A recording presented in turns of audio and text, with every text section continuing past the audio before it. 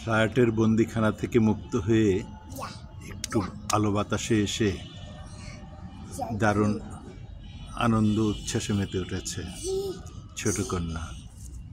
আপন মনে খেলা করছে, কথা বলছে। আমাদের এই ফ্ল্যাট জীবন আসলে এক ধরনের বন্দি জীবনই বটে। আলো বাতাস সমস্ত কিছু থেকে আমরা বঞ্চিত হই। দিনরাত 24 ঘন্টায় লাইট জ্বালিয়ে রাখতে হয়।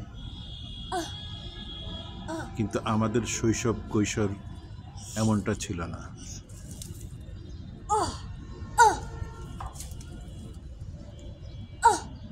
আমরা এই শহরে বড় হলেও আমাদের আশপাশে ছিল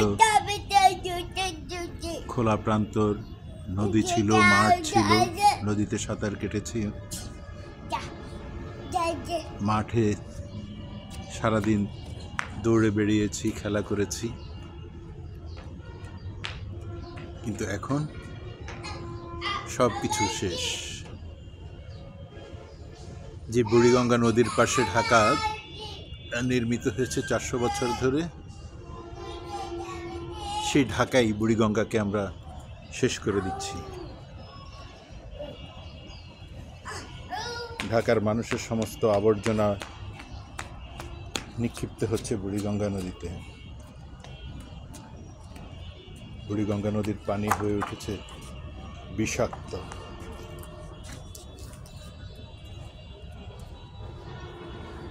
আর ঢাকার বাতাস হয়ে যাচ্ছে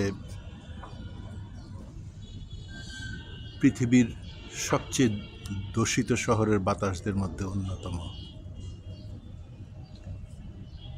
অথচ এই শহরেই আমরা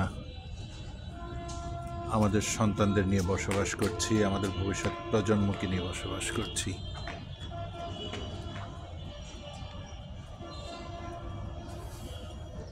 এদেরকে আমরা কোন পরিবেশে, কোন পৃথিবীতে রেখে যাব?